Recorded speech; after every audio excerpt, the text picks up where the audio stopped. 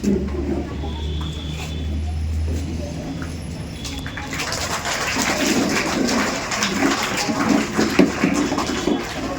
ಮಹಾಸ್ವಾಮಿಗಳ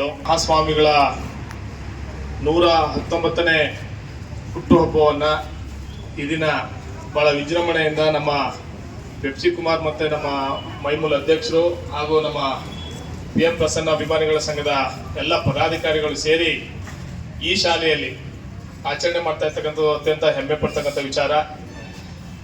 ಈ ವೇದಿಕೆಯಲ್ಲಿ ಆಸೀನರಾಗಿರ್ತಕ್ಕಂಥ ಇವತ್ತು ವಿದ್ಯಾರ್ಥಿಗಳ ಜೊತೆಯಲ್ಲಿ ಎಲ್ಲ ಶಿಕ್ಷಕರ ಜೊತೆಯಲ್ಲಿ ಭಾಗಿಯಾಗಲಿಕ್ಕೆ ನಮ್ಮ ಪರಮ ಪೂಜ್ಯರಾದಂಥ ಶ್ರೀ ಶ್ರೀ ಶಿವಕುಮಾರ ಮಹಾಸ್ವಾಮಿಗಳ ಪುಣ್ಯ ಜನ್ಮ ದಿನಾಚರಣೆಯನ್ನು ಇಡೀ ದೇಶಾದ್ಯಂತ ಪ್ರಚಲಿತದಲ್ಲಿ ಇರ್ತಕ್ಕಂಥ ಮಹಾಸ್ವಾಮಿಗಳು ಅಂದರೆ ಅದು ಶಿವಕುಮಾರ ಮಹಾಸ್ವಾಮಿಗಳು.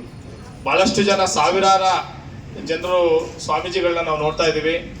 ಆದರೆ ಶಿವಕುಮಾರ್ ಮಹಾಸ್ವಾಮಿಗಳಿಗೆ ಯಾರನ್ನ ಹೋಲಿಕೆ ಮಾಡಬೇಕು ಅಂತ ಹೇಳಿ ಗೊತ್ತಿಲ್ಲ.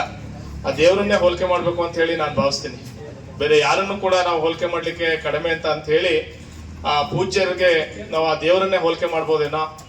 ಅಂತಹ ಪೂಜ್ಯರು ಇವತ್ತು ಚಿಕ್ಕದಾಗಿ ಪ್ರಾರಂಭ ಮಾಡಿ ಇವತ್ತು ಸಾವಿರಾರು ವಿದ್ಯಾರ್ಥಿಗಳನ್ನ ಅಲ್ಲಿ ಎಲ್ಲ ಆಶ್ರಯ ಇಲ್ಲದೇ ಇರ್ತಕ್ಕಂಥವ್ರಿಗೆ ಆಶ್ರಯನ ಕೊಟ್ಟು ಬೆಳೆಸಿ ಇವತ್ತು ಇಡೀ ದೇಶಾದ್ಯಂತ ಅವರ ವಿದ್ಯಾರ್ಥಿಗಳು ಇವತ್ತು ಉದ್ಯೋಗದಲ್ಲೋ ಅಥವಾ ವ್ಯಾಪಾರದಲ್ಲೋ ಎಲ್ಲ ರಂಗದಲ್ಲಿ, ರಾಜಕೀಯ ರಂಗದಲ್ಲಿ, ಎಲ್ಲ ರಂಗದಲ್ಲೂ ಕೂಡ ಇವತ್ತು ಪ್ರಜ್ವಲಿಸ್ತಾ ಇದ್ದಾರೆ. ಅಂತಹ ಮಹಾತ್ಮರಿಗೆ ಇವತ್ತು ಮೊದಲನೇದಾಗಿ ತಮಗೆಲ್ಲ ಇವಾಗ ಪರೀಕ್ಷೆ ಇದೆ. ಸರಸ್ವತಿ ತಮಗೆ ಅತಿ ಹೆಚ್ಚು ಅಂಕಗಳನ್ನ ಪಡೆದ್ರ ಮುಖಾಂತರ ತಮ್ಮ ಭವಿಷ್ಯ ಉಜ್ವಲ ಅಂತ ಅವಕಾಶವನ್ನ ಕೊಡ್ಲಿ ಅಂತ ತಾಯಿಯಲ್ಲಿ ಕೋರ್ತೆ. ಏನಿವತ್ತು ನಡೆದಾಡುವ ದೇವರು ಅಂತ ನಾವು ಶಿವಕುಮಾರ ಸ್ವಾಮೀಜಿ ಅವ್ರನ್ನ ಕರಿತೀವಿ. ಅವರು ಪ್ರಮುಖವಾಗಿ ಮನುಜ ಜನ್ಮಕ್ಕೆ ಬೇಕಾದಂತ ವಿದ್ಯಾದಾನ, ಅನ್ನದಾಸೋಹ, ಆರೋಗ್ಯ ದಾನ ಮಾಡೋದ್ರ ಮುಖಾಂತರ ಈ ದೇಶದಲ್ಲೇ ಅತಿ ಹೆಚ್ಚು ಪ್ರಖ್ಯಾತಿಯನ್ನ ಪಡೆದಂತ ಸ್ವಾಮಿಗಳು. ಅವ್ರ ಮನಸ್ಸಲ್ಲಿ ಮನುಷ್ಯನಿಗಿರಂತ ಯಾವುದೇ ಕೆಟ್ಟ ಕ್ಲೇಶಗಳು ಇರಲಿಲ್ಲ.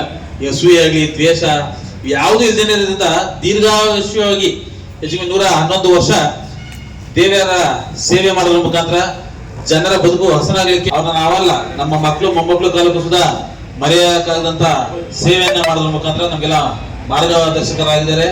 ಅವರ ಮಾರ್ಗದರ್ಶನದಲ್ಲಿ ನಾವೆಲ್ಲ ಸಾಗಬೇಕು ಅನ್ನೋದು ಬಹಳ ಪ್ರಮುಖವಾದಂತ ಅಂಶ. ತಾವೆಲ್ಲ ಇವತ್ತು ನಾನು ಹೆಚ್ಚಿಗೆ ಮಾತಾಡಕ್ ಹೋಗ್ಲಿ, ಯಾಕಂದ್ರೆ ಸಮಯದ ಅಭಾವ ಇರೋದ್ರಿಂದ, ತಮ್ಮೆಲ್ಲ ಪರೀಕ್ಷೆ ಇರೋದ್ರಿಂದ ನಾವೆಲ್ಲ ಸೇರಿ ಕೂತಿ ಚರ್ಚೆ ಮಾಡಿದಾಗ ಶಿವಕುಮಾರ ಸ್ವಾಮೀಜಿಗಳ ಜಯಂತ್ಯೋತ್ಸವದಲ್ಲಿ ಏನೋ ಒಂದು ಕಾರ್ಯಕ್ರಮ ಮಾಡ್ಬೇಕಲ್ಲ ಅಂದಾಗ ಯಾವುದು ಬೇಡ, ಅವ್ರಿಗೆ ಬಹಳಷ್ಟು ಪ್ರಿಯವಾದದ್ದು ವಿದ್ಯಾದಾನ. ಸಾವಿರಾರು ಲಕ್ಷಾಂತರ ಜನ ವಿದ್ಯಾರ್ಥಿಗಳನ್ನ ಒಂದು ಬದುಕನ್ನ ಕಟ್ಕೊಡಂತವ್ರು, ಕಸ ತೊಡೆಯನ್ನು ಜೊತೆಗೆ ಬಹಳಷ್ಟು ಶಾಸಕರು, ಮಂತ್ರಿಗಳ ಎಲ್ಲ ಆಗಿ ಅವರ ಸೇವೆಯನ್ನ ಮಾಡಕ್ಕೆ, ದೇಶ ಸೇವೆಯನ್ನ ಮಾಡ್ಲಿಕ್ಕೆ ಅವಕಾಶ ಮಾಡಿಕೊಟ್ಟಂತವ್ರು, ಎಲ್ಲಾ ಸಮಾಜದವ್ರನ್ನ ಪ್ರೀತಿಯಿಂದ ಬೆಳೆಸಿ ಪೋಷಿಸಿದಂತ ಮಹಾನ್ ವ್ಯಕ್ತಿಯವರು.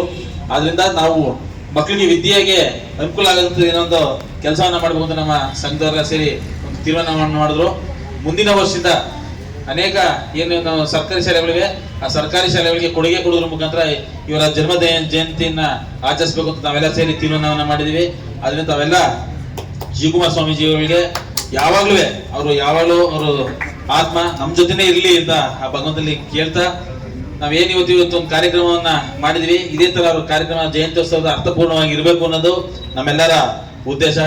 ನಾವೆಲ್ಲ ಕೂತಿನೇ ಮಾತಾಡಿ ಚರ್ಚೆ ಮಾಡಿದಾಗ ಇದು ಕೊನೆ ಹಂತದಲ್ಲಿ ಡಿಸೈಡ್ ಆಯ್ತು.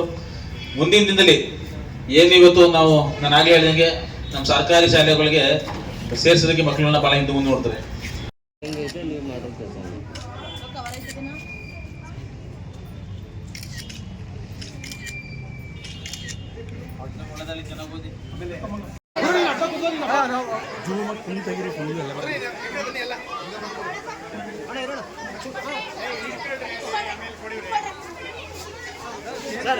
ಸುರೇಶ್ ಅಣ್ಣ ಈ ಕಡೆ